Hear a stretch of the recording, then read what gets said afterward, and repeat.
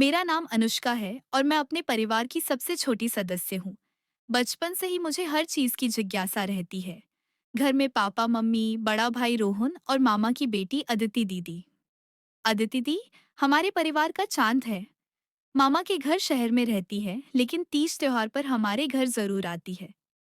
चुलबुली, हंसमुख और पढ़ाई में तेज, अदिति दीदी सबकी आंखों का तारा है। लेकिन जब से मैं बड़ी हुई हूँ, मुझे मेरे भाई और अदिति दीदी के रिश्ते में कुछ अलग दिखने लगा है। हर बार अदिति दीदी हमारे घर आती, भाई बदल सा जाता।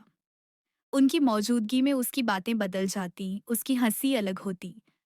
दोनों साथ में मूवी देखते, बाइक पर घूमने जाते, स्कूल के प्रोजेक्ट्स करते और हमेशा कोई ना कोई मजे की बात छेड़ते। मैंने कई बार देखा, एक दूसरे को देखते हुए उनके चेहरे पर अजीब सी छाया रहती। एक बार तो मैंने अदिति दीदी को भाई का हाथ पकड़े देखा, जब रसोई में अचानक बिजली चली गई थी। उसके बाद दोनों ने मुझे देखकर झेपकर हाथ छोड़ दिया, लेकिन उनके चेहरे की मुस्कान छुपी नहीं रही। मैं छोटी थी, लेकिन इतना समझ गई थी, यह रिश्ता सिर्फ भाई बहन का नहीं रहेगा। इसमें कोई और रंग भी है जो समाज की सीमाओं से बाहर है। उनकी आंखों में जो चाहत दिखती थी, वो दिल को बहुत गहरे तक महसूस होती थी। इस बार दिवाली पर अदिति दीदी फिर आई थी। घर में रौनक थी, पर मेरे दिल में ढेरों सवाल थे। क्या सचमुच मेरी दीदी और मेरे भाई के बीच प्यार है? क्या आगे कुछ बदलने वाला है? क्या मैं अपने परिवार की सबसे बड़ी सच्चाई को सबसे पहले जान गई हूँ? दिवाली का त्योहार हमेशा से मेरे घर में सबसे खास दिन होता है। इस बार अलग था, क्योंकि अदिति दीदी 1 महीने के लिए हमारे घर रहने आई थी। मम्मी पापा खुश थे। उनकी पढ़ाई की चर्चा होती थी, नए कपड़े, गहने, मिठाई, रंगोली और ढेर सारी तैयारी। मैं हमेशा हर काम में आगे रहती, रंगोली बनाने, साबुन के फूल सजाने और मिठाइयों की ट्रे सजाने में। लेकिन जब अदिति दीदी और रोहन भैया साथ होते, सब कुछ बदल जाता। दोनों कभी छत पर रंगीन बल्ब लगाते, कभी बालकनी में आतिशबाजी की प्लानिंग करते और कभी रसोई की खिड़की पर बैठकर घंटों घंटों बातें करते। मैंने कई बार देख लिया, दीदी की टैटू वाली उंगली भाई की हथेली में रहती, जैसे बेखबर सो गई हो। मम्मी ने कहा, अदिति, इतना थक जाती हो तो आराम कर लो। लेकिन दीदी ने मुस्कुराकर सिर हिलाया। भैया के साथ रहकर थकावट नहीं होती। उस दिन शाम को जब सब बम पटाखे लेने बाजार गए थे, मैं छत पर गई। भाई और दीदी अकेले बैठकर किसी किताब में उलझे थे। दीदी ने भाई की तरफ देखा और बहुत नजदीक आ गई।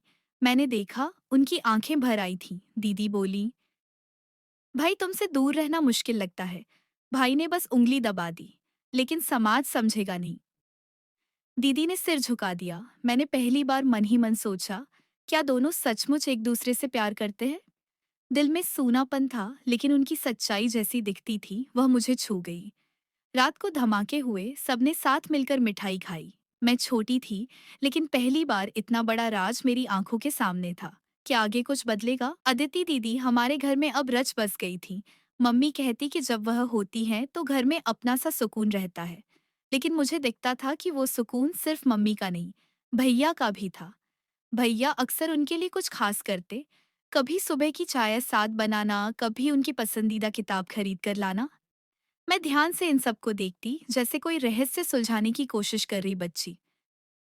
एक रात जब सब सो गए थे, मैं पानी लेने नीचे आई। तभी मैंने देखा, ड्राइंग रूम की हल्की पीली रोशनी में अदिति दीदी और भैया बैठे थे। दोनों काफी करीब थे। दीदी धीमे स्वर में बोली, तुम्हारे बिना अब रहना मुश्किल होता जा रहा है रोहन। भैया मुस्कुराकर बोले, लेकिन अगर यही हाल रहा तो बाकी सब हमें समझ लेंगे। तो क्या बुरा है? दीदी ने लगभग फुसफुसाते हुए कहा। बुरा नहीं, बस असंभव है, भैया ने जवाब दिया। फिर कुछ देर दोनों चुप रहे। सिर्फ दीवार पर लगी घड़ी की टिक टिक सुनाई दे रही थी। अचानक भैया ने उनका हाथ थाम लिया। उनकी उंगलियां कांप रही थीं। मैंने देखा, दोनों की आंखों में वो लम्हा थम गया था। मैं वहीं जड़ हो गई। वो पल गर्म सांसों, ठहरे शब्दों और अनकही धड़कनों से भरा था। मैंने धीरे से कदम पीछे खींचे और अपने कमरे में लौट आई। दिल की धड़कन इतनी तेज थी कि लगा जैसे सारा घर सुन लेगा। पहली बार मुझे डर नहीं, बल्कि किसी अनजानी जादू की अनुभूति हुई। सुबह सब सामान्य था। दीदी वही साड़ी में, वही मुस्कान में, वही दिनचर्या में थी। लेकिन मैं अब उन्हें सिर्फ दीदी नहीं देख पा रही थी। वो भैया के लिए कुछ और थी।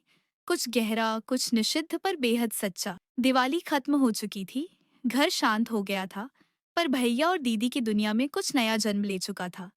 दोनों अब पहले से ज्यादा सतर्क हो गए थे। भैया जल्दी ऑफिस से लौटते और मम्मी के सो जाने के बाद दीदी के कमरे में चले जाते। मैं सब जानती थी मगर कुछ कहती नहीं। एक रात मैंने देखा दीदी अपने तकिए पर रो रही थी। मैं पास गई, बोली, दीदी, आप परेशान हो? उन्होंने झट से आंसू पोंछे। नहीं छोटी, बस आंखों में कुछ चला गया। पर मुझे उनकी आंखों में कुछ और दिखा, डर, अपनी चाह का अपराध बोध। अगले दिन मामा का फोन आया। उन्होंने कहा कि अदिति अब अपने शहर लौट जाए। मम्मी ने भी हल्की मुस्कान में कहा, अब बाकी रिश्तेदार बातें करने लगे हैं। तब भैया के चेहरे का रंग उड़ गया। उन्होंने बस इतना कहा, अभी क्यों भेज रही हैं? मम्मी ने धीरे से कहा, क्योंकि लोग अब पूछने लगे हैं कि अदिति इतनी देर से क्या कर रही है। दीदी ने कुछ नहीं कहा, बस खिड़की की ओर देखने लगी। उस रात दीदी के कमरे से मध्यम रोशनी आ रही थी। मैं झांकने की हिम्मत नहीं कर पाई, लेकिन आवाजें सुनी। भैया कह रहे थे, मैं किसी को तुम्हें दूर नहीं करने दूंगा। दीदी ने धीमी आवाज में कहा, कभी कभी हमें वहीं छोड़ना पड़ता है जो सबसे प्रिय होता है। फिर कुछ देर बाद सिर्फ सन्नाटा था। सुबह जब दीदी जाने लगी, भैया ने कोई बात नहीं की। वो बस सीधी खिड़की से उन्हें जाते देखते रहे। उस दिन मैंने भैया को पहली बार टूटा हुआ देखा। मम्मी ने कहा, अब घर खाली लग रहा है। लेकिन मुझे लगा, घर नहीं, हमारे भीतर का एक कोना उजड़ गया है। साल बीत गया। भैया अब अलग हो गए थे, कम बोलते, ज्यादा सोचते। पर हर त्योहार पर मैं उन्हें दीदी की बातें करते हुए पकड़ लेती। एक रात मैंने देखा, भैया ने अपनी पुरानी डायरी में लिखा, अगर ये प्यार गलत था तो इसे दिल ने क्यों चुना। मैंने वो पन्ना चुपके से पढ़ा भी और सहेज भी लिया। फिर एक शाम, जब बारिश की बूंदें खिड़की पर खेल रही थीं, दरवाजे पर घंटी बजी। मैंने खोला, सामने दीदी थीं।